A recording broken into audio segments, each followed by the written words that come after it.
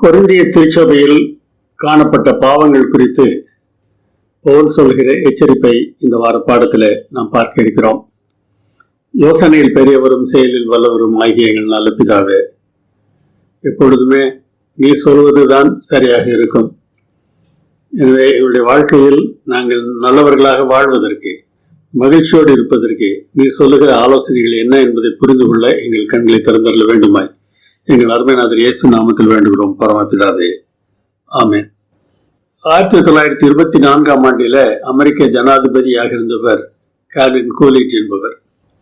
வருடத்தில் ஜூன் மாதம் 30ஆம் தேதி அவருடைய மகன் கால்வின் ஜூனியர் தன்னுடைய அண்ணன் ஜானுடன் புல்தரை டென்னிஸ் விளையாடி கொண்டிருந்தார். காலுறை அணியாமல் காலணி அணிந்திருந்தார்.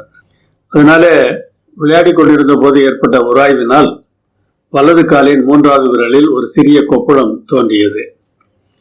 சிறிய கொப்புளம் தானே என்று அலட்சியம் செய்து விட்டு விட்டார்கள். அதை பெரிதாக கண்டுகொள்ளவில்லை. 48 மணி நேரத்தில் காய்ச்சல் வந்தது, குளிர் நடுக்கம் வந்தது, கடுமையான சோர்வு பையனுக்கு வந்தது. அடுத்த நாள் வலது காலில் ஒரு சிவப்பு கோடு வந்தது. அந்த சிவப்பு கோடு எதை காட்டுகிறது என்று இப்பொழுது சொல்லுகிறார்கள் தெரியுமா? ஸ்டாஃபிலோகாக்கஸ் ஆரியஸ் என்கிற பாக்டீரியா அவனுடைய உடலுக்குள்ளாக நுழைந்து விட்டது என்று சொல்லுகிறார்கள். ஆனால் அக்காலத்தில் இது போன்ற பாக்டீரியாக்களை கொல்வதற்கான மருந்து கண்டுபிடிக்கவில்லை. இன்னும் 4 வருடங்கள் கழித்துதான் அலெக்சாண்டர் ஃபிளமிங் பென்சிலினை கண்டுபிடித்தார். எனவே சரியான சிகிச்சையை கொடுக்க முடியவில்லை. என்னவெல்லாமோ செய்து பார்த்தார்கள். அமெரிக்காவில் உள்ள சிறந்த மருத்துவங்கள் அந்த பையனுக்கு செய்யப்பட்டன. பெரிய மருத்துவர்கள் வந்தார்கள். ஆனால் ஒன்றும் செய்ய முடியவில்லை. காயம்பட்டு அடுத்த வாரத்தில் அவன் இறந்து போனான். வெள்ளை மாளிகையில் வசித்தும் பயனில்லை என்று கால்வின் எழுதுகிறார். சில சமயங்களில் சில ஆபத்துகளை நாம் கண்டுகொள்வதில்லை. இதனால் என்ன என்று நாம் நினைத்து விட்டுவிடுகிறோம். ஆனால் அந்த சிறியதாக தெரிகிற ஆபத்து, ஓரிடத்தில் தோன்றுகிற ஆபத்து நம்மையும் நம்மை சுற்றியில் இருக்கிறவர்களையும் அழிக்கக்கூடியதாக இருக்கிறது என்பதை நாம் யோசித்து பார்ப்பதே இல்லை. அலட்சியத்தால் பேரிழப்பு வரலாம் என்பதை நாம் மறந்துவிடக்கூடாது.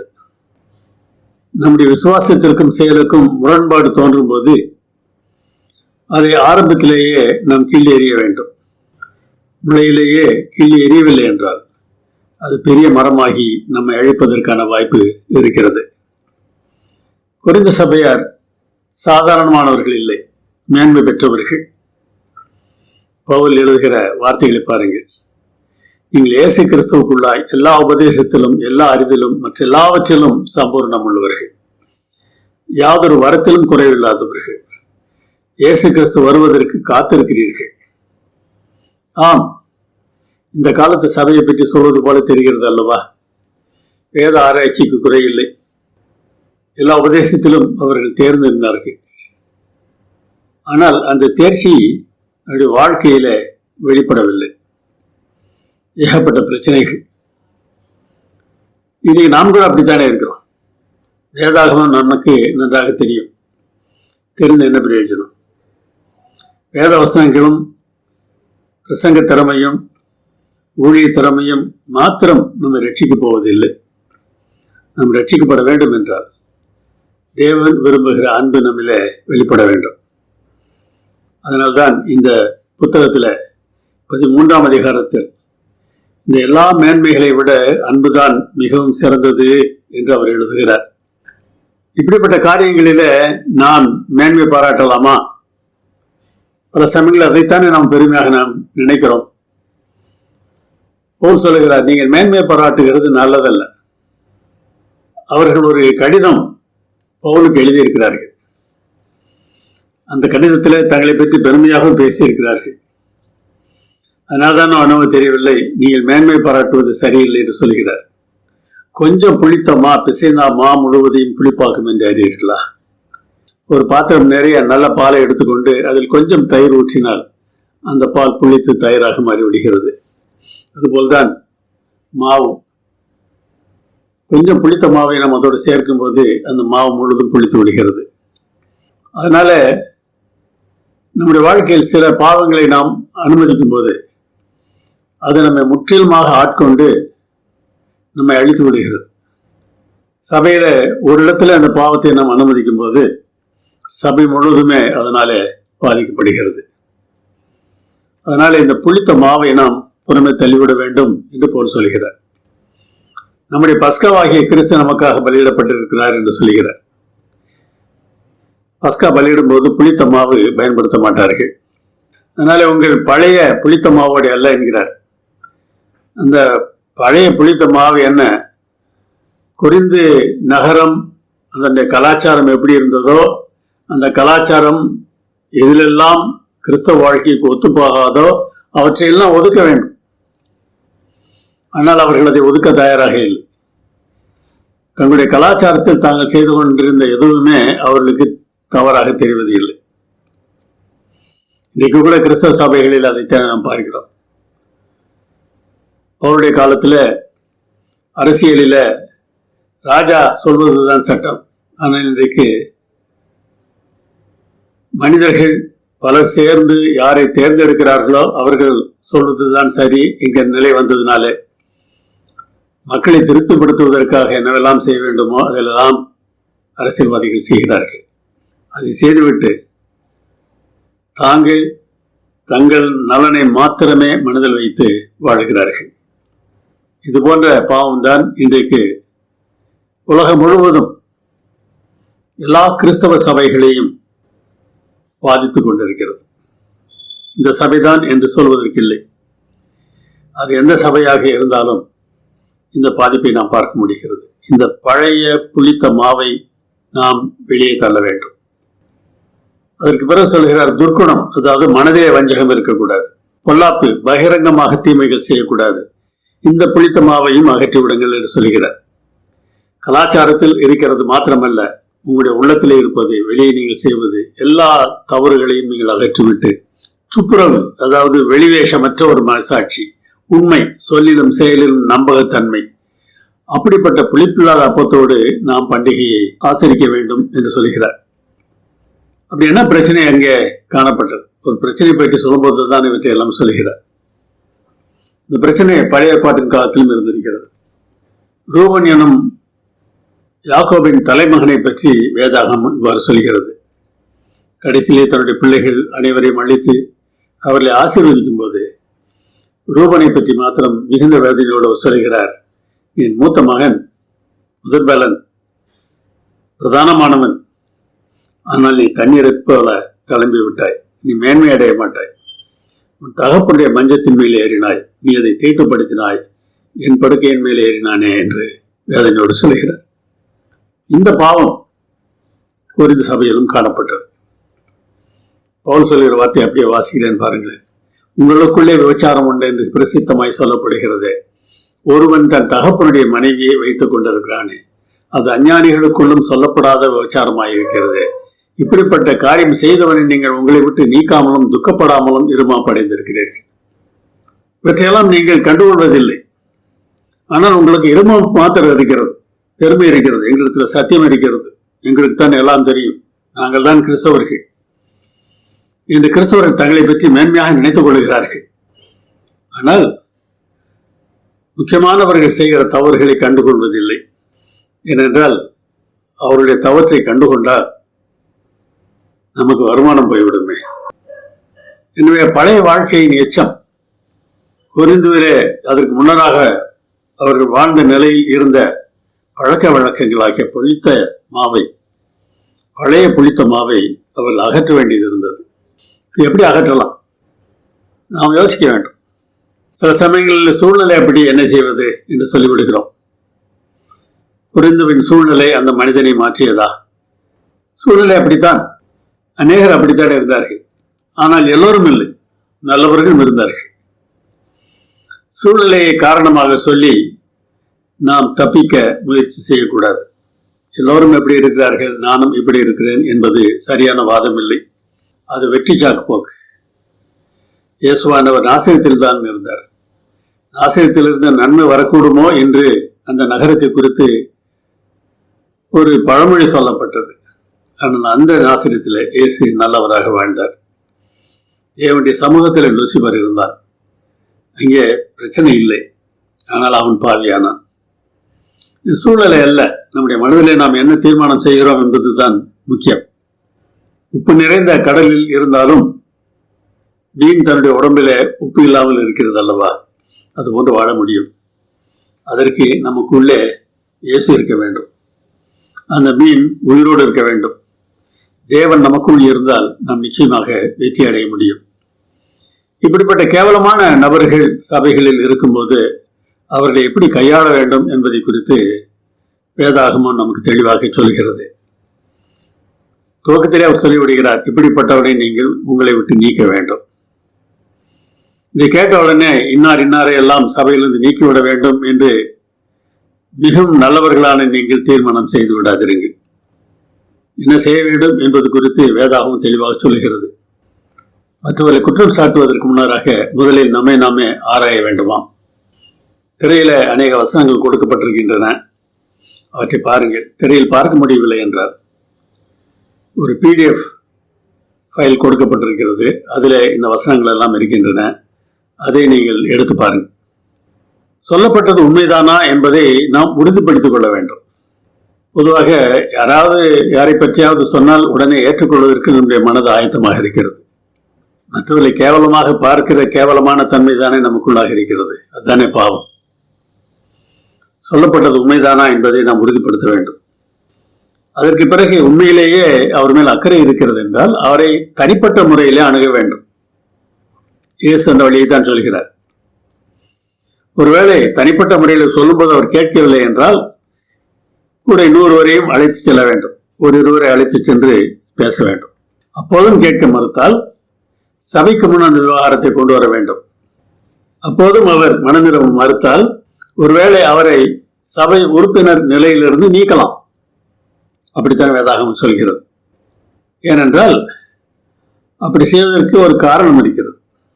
தேவனுடைய உண்மையான பிள்ளைகள், பரிசுத்தவான்கள் ஐக்கியம் ஒவ்வொரு நபருக்கும் தேவை. இன்றைக்கு நம்முடைய சபைகளிலே அப்படிப்பட்ட ஐக்கியம் இருக்கிறதா என்கிற ஒரு கேள்வி எழும்பத்தான் செய்கிறது. உண்மையான பாசமான ஐக்கியம் இருந்தால் ஒருவரை ஒருவர் வளரச் செய்வதற்கு அது ஏதுவாக இருக்கும். அப்படிப்பட்ட ஒரு சபையிலிருந்து ஒருவர் நீக்கப்பட்டால் அவருடைய ரட்சிப்பு கேள்விக்குரியதாக மாறுகிறது. அந்த தீர்மானத்தை நாம செய்து விடுவதில்லை. மத்திய 18ஆம் அதிகாரத்தில் இயேசு சொன்னபோது தொடர்ந்து சொல்கிறார், சபையாக ஒரு தீர்மானத்தை எடுப்பதற்கு மனம் ஒத்து வரும்போது, அதிலும் இயேசுவின் நாமத்தை அடிப்படையாக வைத்து ஒருமித்த கருத்து ஏற்படும் போது அது தேவனுடைய கருத்து. பரலோகத்திலும் அதே தீர்மானம் ஏற்கனவே செய்யப்பட்டிருக்கிறது என்று சொல்லுகிறார். அந்த வசனங்களை எல்லாம் வாசித்து பாருங்கள். நம்முடைய சித்தத்தை அந்த கூட்டத்தில் தேவன் வெளிப்படுத்துகிறார். அதற்கு அங்கே இருக்கிறவர்கள் எல்லோரும் தேவனுடைய சத்தத்துக்கு செவி கொடுக்கக்கூடியவர்களாக மாறி இருக்க வேண்டும். இதெல்லாம் ஏன் செய்ய வேண்டும்? சம்பந்தப்பட்ட அந்த நபர் மனம் திரும்ப வேண்டும், மீட்பை அடைய வேண்டும். அதற்காகத்தான் இவற்றையெல்லாம் செய்ய வேண்டும் என்று வேதாகம் சொல்கிறது. அவர் மனம் திரும்பினால் மன்னித்து அன்போடு மீண்டும் அவரை ஏற்றுக்கொள்ள வேண்டும். கொரிந்துவில் இது நடந்தது. 2 கொரிந்தியர் 2ஆம் அதிகாரத்திலே நாம் பார்க்கிறோம். கொரிந்துவில் பிரச்சனையாக இருந்த நபர் திருந்தியதனால் மீண்டும் ஏற்றுக்கொள்ளப்பட்டார் என்று தெரிகிறது. எனவே இதெல்லாம் செய்யப்படுவதன் நோக்கம் அன்பின் அடிப்படையில் இருக்க வேண்டும். எனக்கு பிடிக்காத ஒரு ஆள் மாட்டிக்கொண்டான், அவன் என்ன செய்கிறேன் பார் என்று சொல்வதெல்லாம், அதற்காக செயல்படுவதெல்லாம் வேதாகமம் சொல்கிற வார்த்தைகள் அல்ல. வேதாகமம் அப்படி சொல்லவில்லை. நாம் என்ன செய்கிறோம் என்பதிலே நாம் மிகுந்த எச்சரிக்கையாக இருக்க வேண்டும். ஒரு பெண்ணை இயேசுவுக்கு முன்னராக அழைத்து வந்தார்கள். இவளை கல்லறிந்து கொள்ள வேண்டும் என்று சொன்னார்கள். இயேசு என்ன செய்தார் என்பதை யோசித்து பாருங்கள். சட்டமெல்லாம் அதுதான். பிரச்சனையை கொண்டு வந்தவர்கள் நல்ல நோக்கத்தோடு கொண்டு வரவில்லையே. அவர்கள் யார் என்பதை அவர்களுக்கு காண்பித்தார். உங்களில் குற்றமில்லாதவன் முதலாவது கல்லறி என்று சொன்ன பிறகு எல்லோரும் ஒருவராக சென்று விட்டார்கள். எனவே இப்படிப்பட்ட தீர்மானத்தை செய்யும்போது இந்த சம்பவத்தை மனதில் வைத்து செய்ய வேண்டும். அந்த பெண்ணிடத்தில் போ, மறுபடியும் பழைய வாழ்க்கையை தொடரு என்று இயேசு சொல்லவில்லை. போ, இனி பாவம் செய்யாதே என்று சொல்லி அனுப்பினார். நோக்கம் அதுதான். மக்கள் ரட்சிக்கப்பட வேண்டும் என்பதுதான் நாம் செய்கிற எல்லாவற்றிற்கும் முக்கியமான நோக்கமாக இருக்க வேண்டும். போதகர் ஜான் ஹார்ப்பர் என்பவர் ஸ்காட்லாந்தை சேர்ந்தவர். கலிபோர்னியாவில் 3 மாதம் சுவிசேஷ கூட்டம் நடத்தி ஒரு சபையை ஏற்படுத்தினார். மறுபடியும் அது போன்ற கூட்டம் நடத்துவதற்காக அவரை கூப்பிட்டார்கள். மூடி திருச்சபை அவரை அழைத்திருந்தது. அதற்காக தன்னுடைய சகோதரியோடும் 6 வயது மகளோடும் டைட்டானிக் கப்பலிலே பயணம் செய்தார். நமக்கு தெரியும், டைட்டானிக் கப்பல் விபத்துக்குள்ளாயிற்று. ஆற்றில் மூழ்கி கொண்டிருக்கிறார்கள்.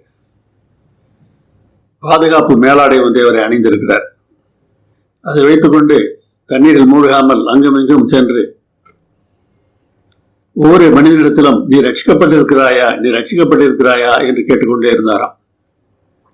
இந்த வேலையை அவர் கப்பலிலேயே துவங்கிவிட்டார். தன்னுடைய சகோதரியையும் மகளையும் பத்திரமாக ஒரு படகில் ஏற்றி அனுப்பிவிட்டு மிச்சம் இருக்கிற ஒவ்வொரு இடத்திலும் நீங்கள் ரட்சிக்கப்பட்டிருக்கிறீர்களா என்ற கேள்வியை அவர் கேட்டுக்கொண்டே இருந்தாராம். இல்லை என்றால் கர்த்தராகிய இயேசு கிறிஸ்து விசுவாசிகள், அப்பொழுது நீங்கள் ரட்சிக்கப்படுவீர்கள் என்று சொல்வார். கடைசியில ஒருவர் தண்ணீரில் தத்தளித்து கொண்டிருக்கிறார். தன்னுடைய உயிர்காக்கும் மேலாடையை கழற்றி அவரிடம் வீசி, என்னை விட இது உங்களுக்குத்தான் அதிகம் தேவை, இதை அணிந்து கொள்ளுங்கள், பத்திரமாக சென்று சேருங்கள், இயேசுவை ஏற்றுக்கொள்ளுங்கள், நீங்கள் ரட்சிக்கப்படுவீர்கள் என்று சொன்னாராம். இதெல்லாம் எப்படி தெரியும் என்று கேட்கிறீர்களா? டைட்டானிக் கப்பலில் உயிர்தப்பியவர்கள் எல்லாரும் 4 ஆண்டுகளுக்கு பின்பு ஒரு கூட்டமாக ஒன்று கூடினார்கள். அந்த கூட்டத்தில் தான் ஒருவர் இந்த சாட்சியை சொன்னார். ஜான் ஹார்ப்பர் ஊழியத்தால் ரட்சிக்கப்பட்ட கடைசி ஆத்மா நான் என்று சொன்னார். யாருக்கு தெரியும்? இதை கேட்கிற நீங்கள் கூட ஒருவேளை ரட்சிக்கப்படலாம். அவர்தான் கடைசி ஆத்மாவாக இருக்க வேண்டும் என்று சொல்வதற்கு என்ன இருக்கிறது? நம்முடைய மூச்சு, நம்முடைய பேச்சு எல்லாம் எல்லோரும் ரட்சிக்கப்பட வேண்டும் என்பதாக இருக்க வேண்டுமே தவிர என்னை உயர்த்துவதாக இருக்கக்கூடாது. இந்த ஒரு பின்னணியில் தான் பவுல் எழுதுகிறார். 1 கொரிந்தியர் 5:11 சகோதரன் எண்ணப்பட்ட ஒருவன் எப்படி இருக்க வேண்டும் என்று சொல்கிறார். விபச்சாரக்காரனாக இருக்கக்கூடாது. அதாவது கண்களிலும் உடலிலும் ஆபாச விரும்பிய ஒரு தன்மை இருக்கக்கூடாது. பொருளாசைக்காரனாக இருக்கக்கூடாது. இன்றைக்கு ஜெபிப்பதற்கு கூட பணம் கேட்கிறார்கள். ஏழையாக இருக்கிறவர்கள் எல்லாரும் பொருளாசைக்காரர்கள் இல்லை என்று சொல்லிவிட முடியாது. உங்கள் நோக்கம் என்ன என்பதை நீங்கள் யோசித்து பாருங்கள். விக்கிரக ஆராதனைக்காரன், சிலை முன்பாக விழுபவன். நான் இன்றைக்கு சிலை முன்பாகத்தான் விழ வேண்டும் என்ற அவசியம் இல்லை. தேவன் கையாலாகாதவர் என்று நான் தான் எதையாகவும் செய்தாக வேண்டும், இல்லை என்றால் என்னுடைய எதிரி தப்பித்து விடுவான் என்று செயல்படுகிறோம் அல்லவா? நாம் ஒவ்வொருவரும் விக்கிரக ஆராதனைக்காரர்கள் தான். உதாசீனன், பிறரை கேவலமாக தீட்டுகிறவர்கள். இதை சபையிலும் கூட அதை பார்க்க முடிகிறது. கிறிஸ்தவ சபை என்பது அன்பின் ஐக்கியமாக இருக்க வேண்டும். அந்த அன்பின் ஐக்கியம் காணப்படுவதற்கு பதிலாக மற்றவர்களை கேவலமாக பேசுவதை நாம் பார்க்க முடிகிறது. பெரியவர்கள், முதியவர்கள் எப்படி செயல்படுகிறார்கள்? வெறியன், மது அருந்தி தன்னிலை மறப்போம், போதை பழக்கம். நம்முடைய கொள்கையில் உறுதியாக இருப்பதில் கூட இந்த போதை வருகிறது. நாம் ஜாக்கிரதையாக இருக்க வேண்டும். அன்பு இல்லை என்றால் நம்முடைய கொள்கையெல்லாம் குப்பைதான். கொள்ளைக்காரர், பகிரங்கமாக அச்சுறுத்தி பிறர் பொருளை அபகரிக்கிறவர்கள். யாரை பற்றி பேசும்போது சொல்றாரு? சகோதரன் எண்ணப்பட்ட ஒருவன். அப்படிப்பட்டவனோட கலந்திருக்க கூடாது. அப்படிப்பட்டவனுடைய கூட புசிக்கவும் கூடாது. புசித்தல் என்பது ஐக்கியம். 1 கொரிந்தியர் 5:8 திருவிருந்தை பற்றி பேசும்போது பவுல் இதை பற்றி சொல்கிறார். எனவே எப்படிப்பட்ட ஐக்கியத்தை உடையவர்களாக நாம் இருக்கிறோம் என்பதை யோசித்து பாருங்க. சகோதரர்கள் இப்படி இருந்திருக்கிறார்கள். அப்படி யாராவது இருந்தால் என்ன செய்ய வேண்டுமா? சாத்தானிடம் ஒப்படைக்க வேண்டும் என்று சொல்கிறார்.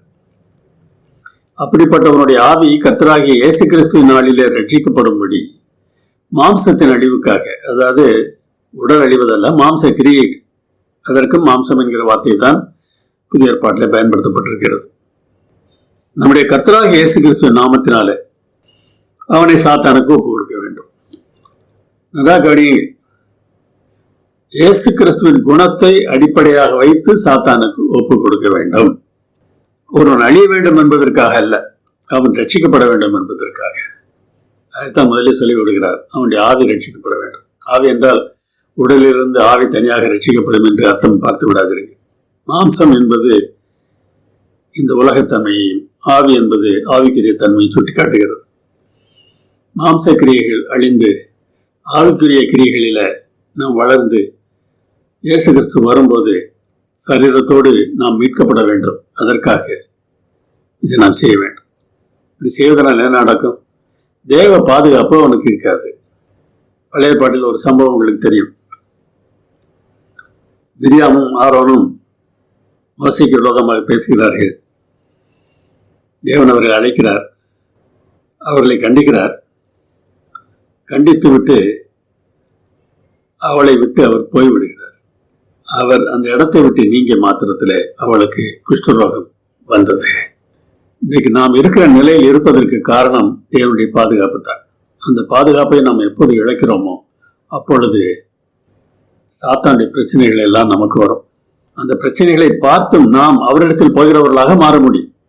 அதைத்தான் வேதாகம் சொல்கிறது.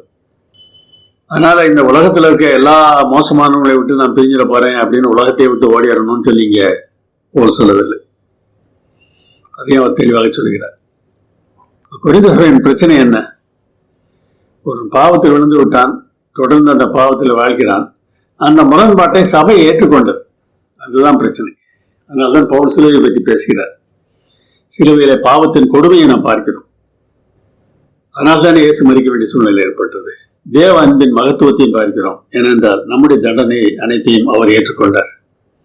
பாவம் மிகவும் கொடியது என்பதனால் தண்டனை தர வேண்டியிருந்தது. தேவ அன்பு மிகவும் பெரியதாக இருந்ததினால் கிறிஸ்து அந்த தண்டனையை ஏற்றுக்கொண்டார். இதை மனதில் வைத்து நாம் செயல்பட வேண்டும். வேதாகம ஒழுங்கு என்ன சொல்கிறது என்பதை மறந்து விடாதீங்க. சத்தியம் சொல்கிறது தேவன் அன்பாகவே இருக்கிறார், அவர் நல்லதுதான் நமக்கு செய்வார். அன்பு சொல்கிறது நீ மனம் திரும்பி அவரிடத்தில் அன்போடு வா என்கிறது. கிருபை சொல்கிறது மனம் திரும்பினால் மன்னிப்பும் மீட்பும் கிடைக்கும். மனம் திரும்ப செய்வதே நம்முடைய நோக்கம், தண்டிப்பது அல்ல என்று நாம் செயல்பட வேண்டும். சபையின் பெயரையும் நாம் பாதுகாக்க வேண்டியது இருக்கிறது. பிரச்சனை நிமித்தமாக சிலர் நீதிமன்றம் சென்றிருக்கிறார்கள். இந்த பகுதிக்கு முன்னரும் பின்னரும் விபச்சாரம் பற்றி பவுல் பேசுவதனாலே ஒருவேளை ஒரு குடும்பத்தை பற்றி சொன்னார் அல்லவா, அந்த குடும்பத்தார் கூட இந்த வழக்குக்கு சென்றிருக்கலாம். கேட்கிறார், பரிசுத்தவான்களிடத்தில் போகாமல் ஏன் உலகத்தில் போகிறீர்கள்? பரிசுத்தவான்கள் உலகத்தை நியாயம் தீர்ப்பார்களே, உங்களால் அற்ப வழக்குகளை தீர்க்க முடியாதா?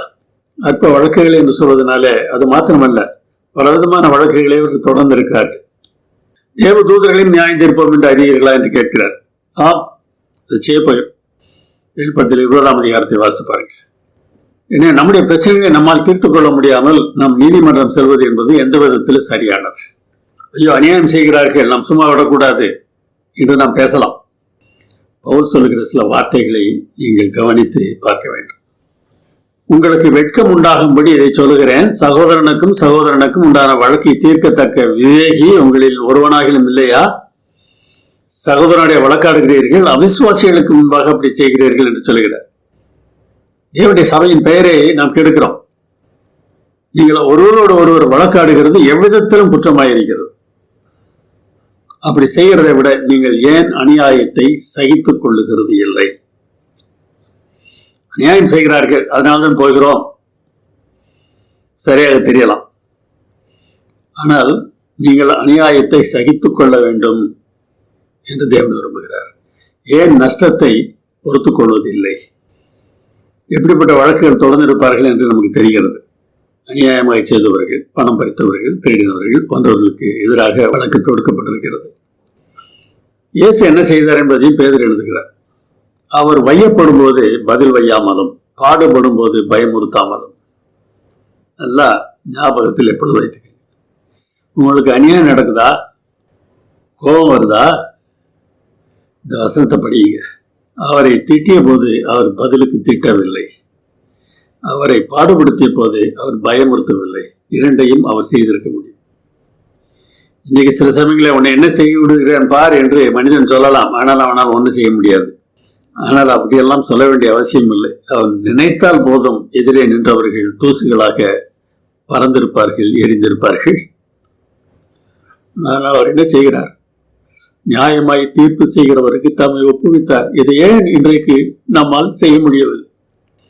தேவனை விக்கிரகமாக பார்க்கிறோமா? அவர் ஒன்றும் செய்ய மாட்டார் என்று நினைக்கிறோமா? நான் செய்தால்தான் காரியம் நடக்கும் என்று நினைக்கிறோமா? அதுதானே அர்த்தம்.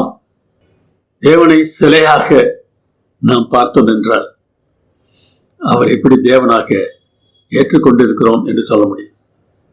சிலர் இந்த பகுதியை சொல்கிறார்கள், எந்த மனுஷனும் மேலான அதிகாரம் உள்ளவர்களுக்கு கீழ்ப்படிய கடவன். ஏனென்றால் தேவனாலே அன்றி ஒரு அதிகாரமும் இல்லை.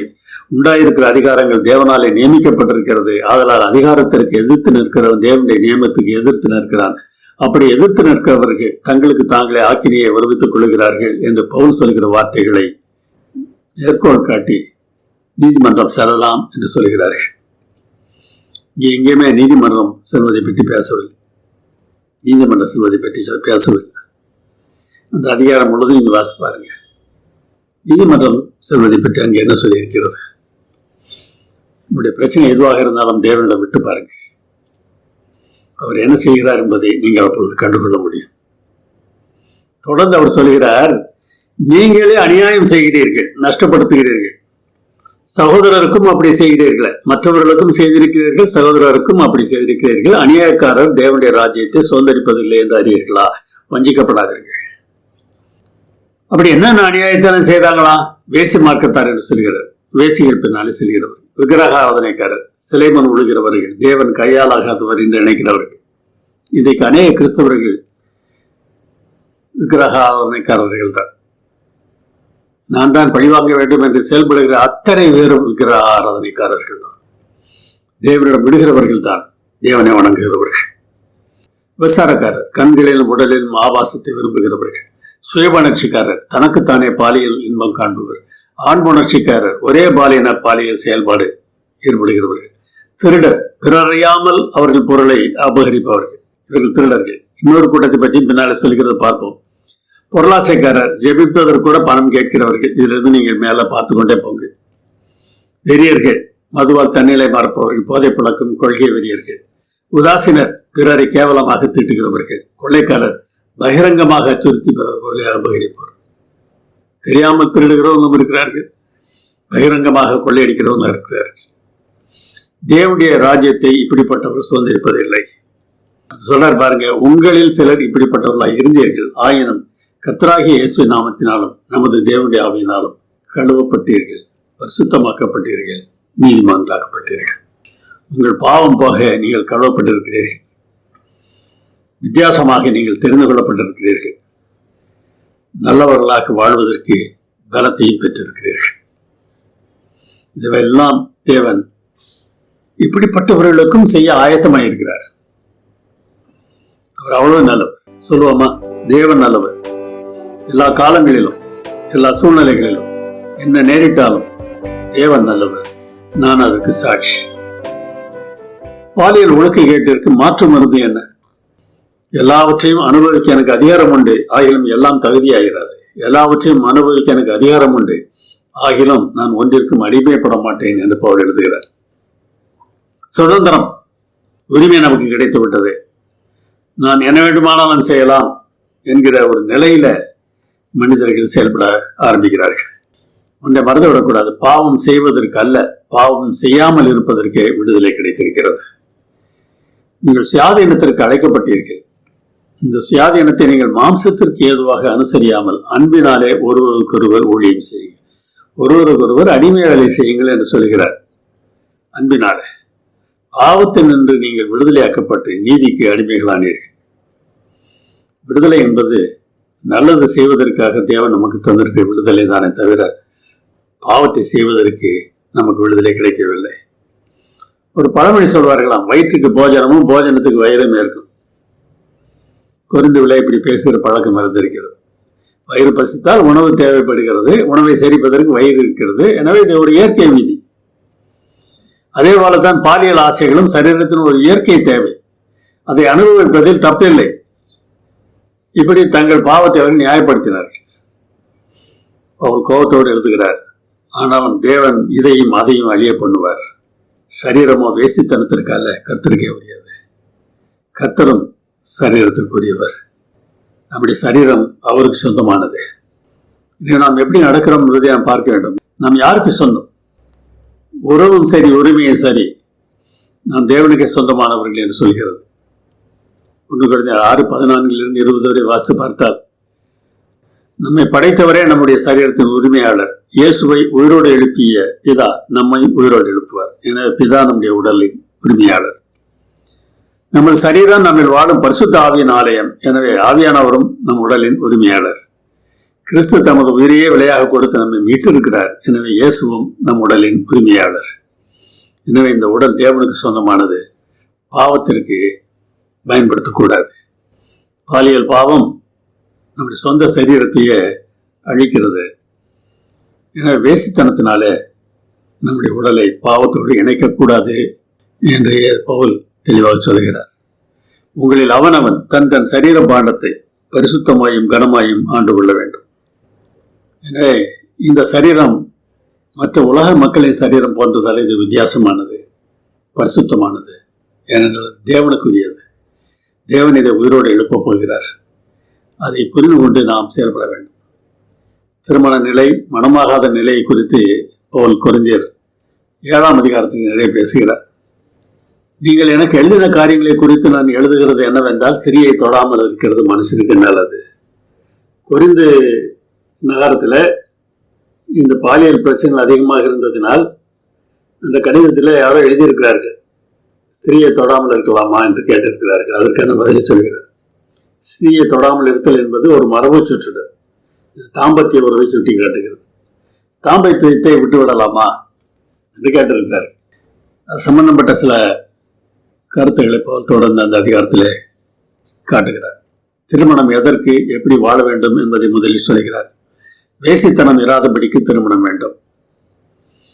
தம்பதியர் இருவரும் ஒருவருக்கொருவர் தங்கள் கடமையை செய்ய வேண்டும். கடமை என்று இங்கே அவர் சொல்வது தாம்பத்தியத்தை பற்றி சொல்கிறார்.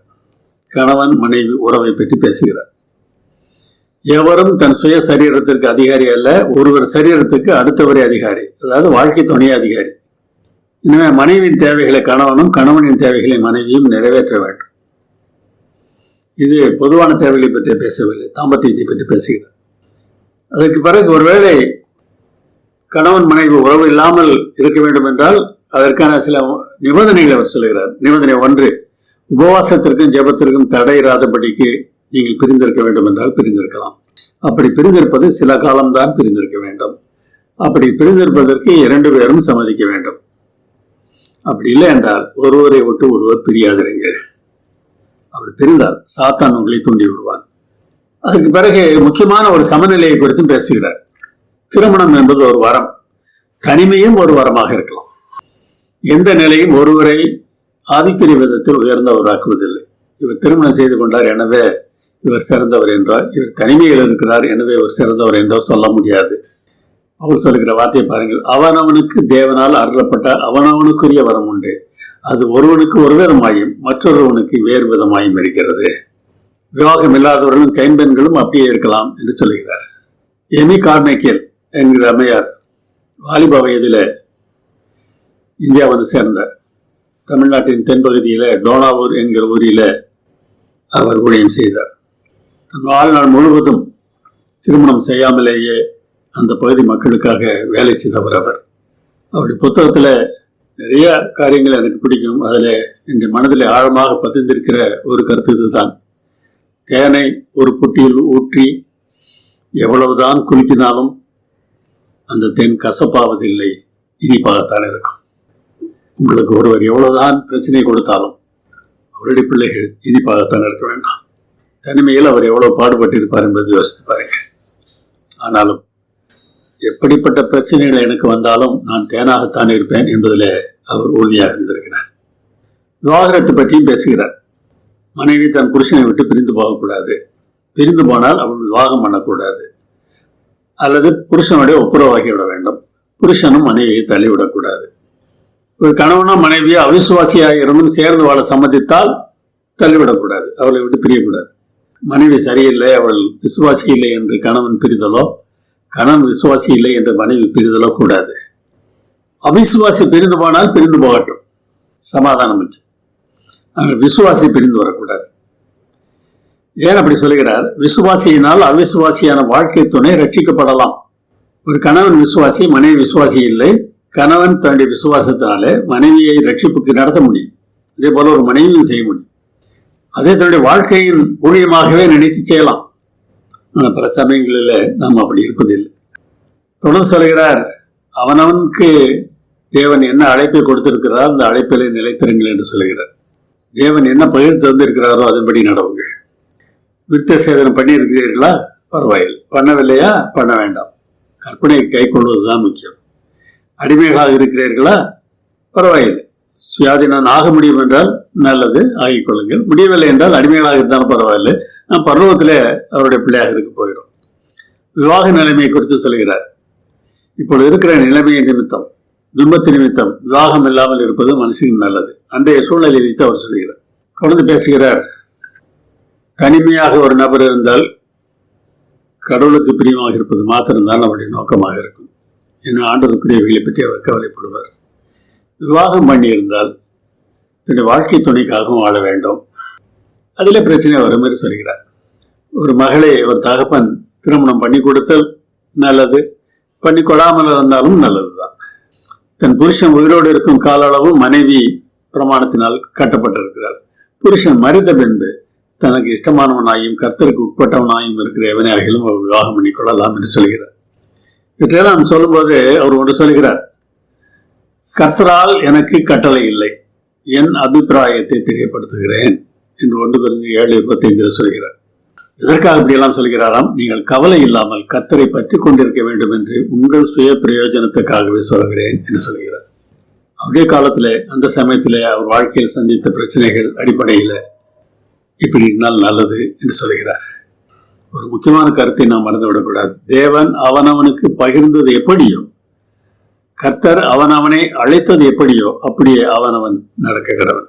தனிப்பட்ட முறையில் கர்த்தர் உங்களிடத்தில் பேசுவார். கர்த்தர் உங்களுக்கு என்ன சொல்லுகிறாரோ அதன்படி நீங்கள் செய்வதற்கு கடமைப்பட்டிருக்கிறீர்கள். பல சமயங்களில் தேவனுடைய சத்தத்திற்கு செவி கொடுப்பது பற்றி நாம் கவலைப்படுவதில்லை. ஏனென்றால் அதுக்கெல்லாம் அவருக்கு நேரமில்லை, அக்கறை இல்லை என்பது போல நாம் அக்கறையின்றி நடந்து விடுகிறோம். திருமணத்தில் நாம் உறுதியாக இருக்க வேண்டியது பற்றி இந்த பகுதி நமக்கு தெளிவாக சொல்கிறது. இந்த படத்தில் இருக்கிறவர் பெலிசாரியஸ். 1ஆம் ஜஸ்டினியன் கிழக்கு ரோம பேரரசின் பேரரசராக இருந்தபோது அவருடைய படையின் தளபதியாக இருந்தவர் இவர். வட ஆப்பிரிக்காவில் வாண்டல்களையும் இத்தாலியிலே ஆஸ்டகாத்துகளையும் அழித்தவர் இவர். இந்த வாண்டல்கள் ஆஸ்டகாத்துகளை பற்றி தீர்க்க தரிசனம் நமக்கு இருக்கிறது. தானியேல் 7ஆம் அதிகாரத்தில் வருகிறது. அந்த தீர்க்க தரிசனத்தை நிறைவேற்றினவர் இவர் தான். இவருடைய மனைவியுடைய பெயர் அன்டோனினா. ஆற்றலும் அறிவும் நிறைந்தவள், ஆனால் சந்தர்ப்பவாதி, உண்மையற்றவள். கணவனுக்கு அவள் உண்மையாக வாழவில்லை. பெலிசாரியஸ் ஆப்பிரிக்காவிலும் இத்தாலியிலும் சண்டையிட்டுக் கொண்டிருந்த சமயத்தில் அன்டோனினா வெளிப்படையாகவே திருமணத்திற்கு அப்பாற்பட்ட உறவுகளிலே ஈடுபட்டார்.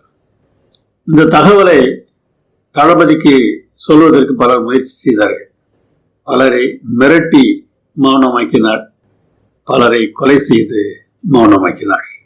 அவ்வளவு மோசமானவள். பெலிசாரியஸுக்கும் அவள் உண்மையாக இருக்கவில்லை, அவருக்கும் பல இடைஞ்சல்களை அவள் கொடுத்திருக்கிறார். ஆனால் கிபி 565 அவர் சாகும் வரை அவளை தீவிரமாக பாதுகாத்து அவளை நன்றாக கவனித்துக் கொண்டாராம். ஆண்களிலும் இப்படிப்பட்டவர்கள் இருக்கிறார்கள், பெண்களிலும் இப்படிப்பட்டவர்கள் இருக்கிறார்கள். நீங்கள் எப்படிப்பட்டவராக இருக்க போகிறீர்கள் என்பதை குறித்து யோசிங்கள். ஜெபம் பண்ணும்.